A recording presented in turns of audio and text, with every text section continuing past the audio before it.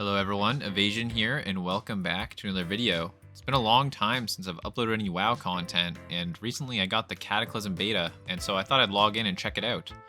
Next thing you know, it's having quite a bit of fun, so I wanted to make a quick start guide for you guys to hopefully help you, accelerate the start of Cataclysm for you. If you're seeing this at the time of pre-patch, I'm going to cover level 80 talents as well as level 85, a couple different builds, and we're going to talk about some new abilities and how the game has changed from Wrath into Cataclysm. If you want to see more Cataclysm stuff in the future, please like the video and talk to me in the comments below about what you'd like to see. I've been doing a lot of other things like playing Pokemon and some other games that are more fun than retail WoW, so haven't really been playing much retail WoW, but I am excited for Cataclysm. Let's hop into it. Alright, first off we're going to talk about talents, and when you first log in on patch day, you're going to want to go to the Rogue Trainer and make sure you purchase your Mastery skill as well as the other passives that are there. So Recuperate's going to be available. We can talk more about that in a bit. Leather Specialization, so we now get rewarded for 5% agility for wearing a full set of armor that is all leather, which is not a big problem for a rogue because we always did that anyway. And of course the Mastery, and our Mastery increases the damage of finisher moves. But from what I remember, Mastery is not really as good for us in Cataclysm. A lot of the PvP gear we'll be wearing will just have crit, and you'll get, the hit cap that you need, and that'll be that. Okay, for rogues in Cataclysm PvP, Subtlety is going to be the best overall spec to play when it comes to like Arena, Battlegrounds, whatever else. However, at the very start, I think Assassination will be pretty good before people start stacking Resilience at 85. It won't last very long, and it kind of falls off pretty fast, but if you're interested in some assassination information as well, let me know in the comments. I'd be down to make one because I'll probably mess around with Assassin for a bit. It's just a little bit more awkward to play since you have no prep, no step. It's pretty immobile. You're mostly stuck playing with a healer. And anyway, so for first build I want to talk about for level 80 is the Hemorrhage build. So we're going to avoid things that help backstab. And I think this is going to be much better when we're still level 80, because to get all the talents required for playing Backstab, you kind of need those extra points, since in Cataclysm, another change that comes in is you are forced to run all the way to the end of the talent tree before you can cross-spec anywhere else. As a Subtlety Rogue, this is not an issue because you obviously want to have Shadow Dance. Okay, so here is the basic template for level 80 Hemorrhage Rogue spec in Cataclysm, and for those that don't know as well, there is an additional modifier for Hemorrhage, so even if you're playing a Hemorrhage spec, you are still using daggers, so you can still use your ambush during Shadow Dance. There's a couple points that you can move around in this tree, so Honor Among Thieves, you can choose to have maxed out, or you can also, this is actually a pain to do this, because since you have to go to 31, you can't take these points out. So, okay, in the Subtlety tree, you can choose to go 1 out of 3 Honor Among Thieves and have initiative. I personally like this better because when you're playing in a lot of scenarios, Honor Among Thieves is going to be going off anyway, even with only 1 point in it. Having more points makes it proc more and have a lower internal cooldown. One thing to watch out for about this talent though, if you have more points in this, if you switch targets to, say you like manually blind somebody, you don't actually like focus blind them, you like target them and Honor Among Thieves procs, and you had 5 points on your other target. Since in Cataclysm our combo points are still bound to the target, you're gonna lose your combo points and you have that 1 combo point on the blind target, which is not good. So that's something to be careful of if you're gonna choose to go full Honor Among Thieves. It's still an amazing talent, and you can play it if you like. Initiative kind of loses a little bit of value because it makes Ambush give 3 points, but it makes the Garrote opener a little better.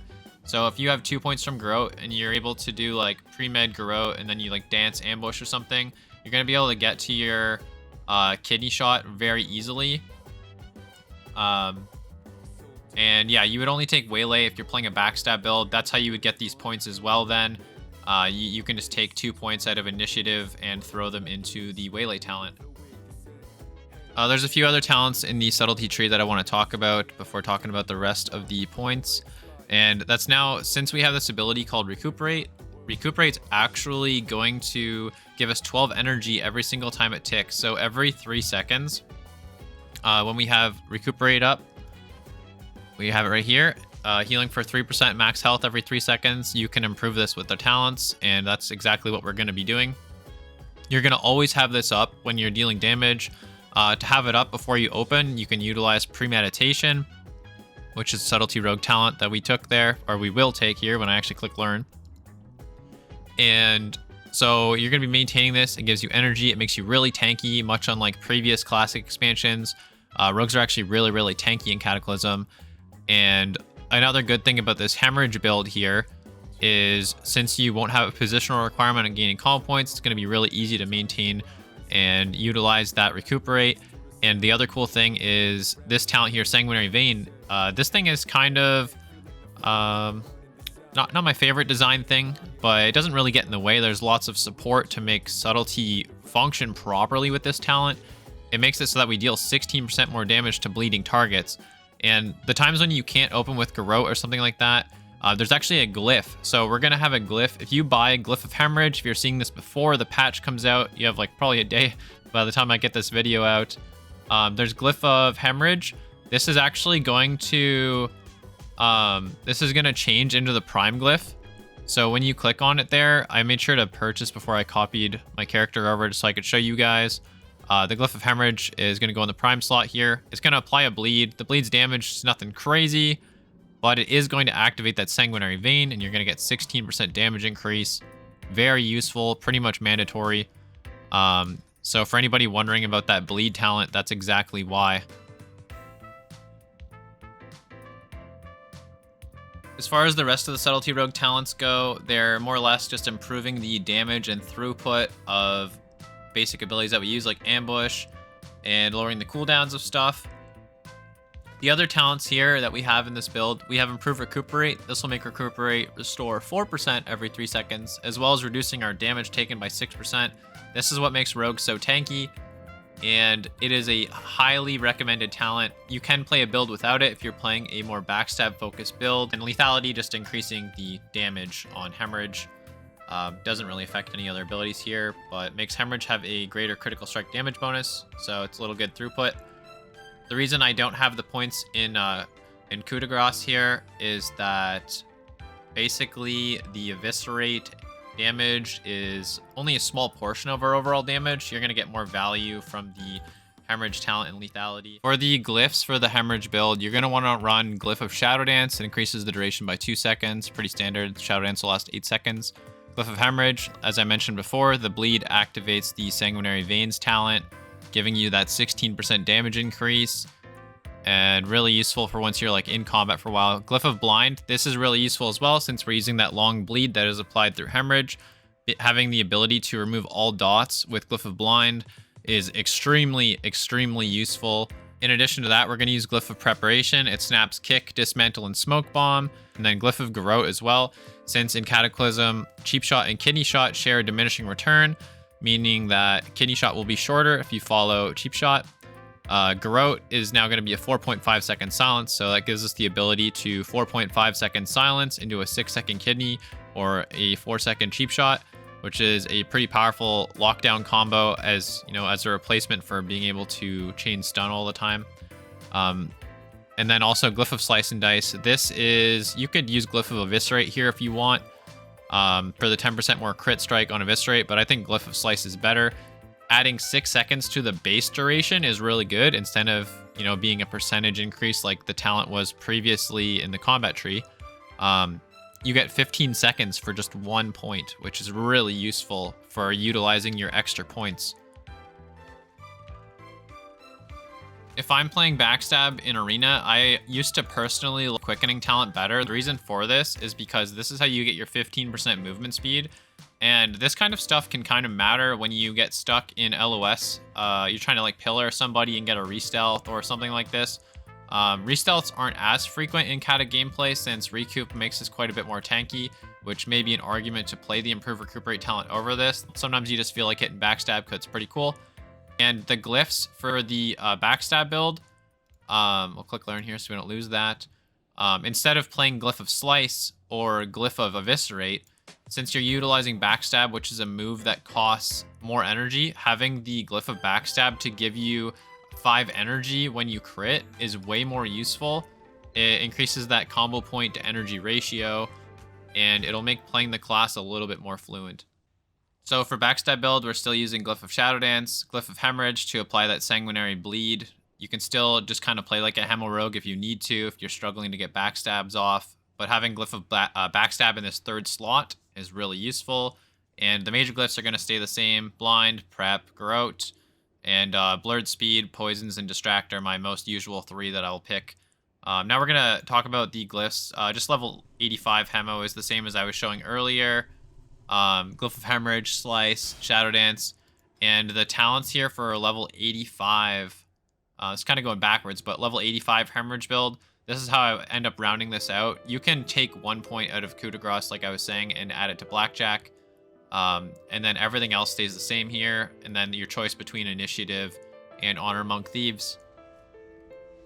Lastly, I just want to talk about the new abilities that we're gaining. So as you already know by this point in the video, we're gaining Recuperate, really good self-heal. Subtlety is the only spec that gets rewarded offensively for utilizing Recuperate. This actually helps out Subtlety for leveling. So Subtlety becomes a really great leveling spec.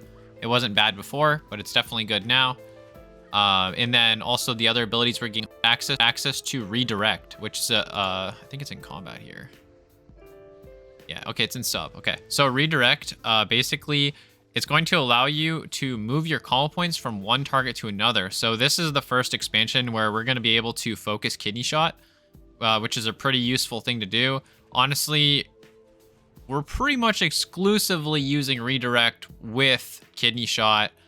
There might be some rare niche situations where that's untrue, but pretty much Redirect Kidney is like a really good thing to have access to. We're also going to gain a new defensive ability called Combat Readiness. It's going to provide a stacking damage decrease. Every time you get hit within 10 seconds, it'll stack up 10% less damage taken. It stacks up to 50% damage reduction. It's really powerful, really useful for when you're getting trained by multiple melees. However, it does share a cooldown with Cloak of Shadows, so you're going to have to make active decisions on which one's more important. Personally, I use Cloak of Shadows like way more than Combat Readiness, but especially in 3v3, Combat Readiness is really nice to have. For those of you that have played more recent versions of WoW, it's kind of the early version of utilizing Feint with the damage reduction that it has. Feint only having a area of effect damage reduction in Cataclysm. Can be useful sometimes, but Combat Readiness, pretty good. Lastly here, we are going to gain Smoke Bomb at level 85. For anyone that's played more recent versions of WoW, you're probably very familiar with Smoke Bomb.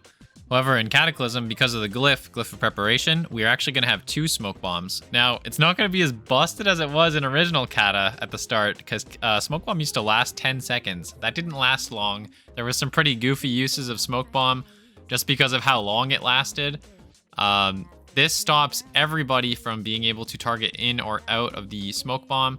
So there's some really cool uses for this. One thing I'd like to throw right into this video is Shamans. Resto Shamans are going to gain access to an ability called Spirit Link Totem.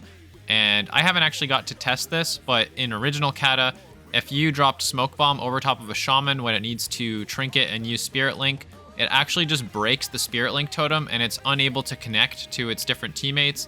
And so it pretty much nullifies the cooldown and it won't work. But yeah, basically, like, common strategy is to pair Smoke Bomb up with a stun so the target cannot move outside of the Smoke Bomb. And if you pick the right moments to do this, it is extremely powerful.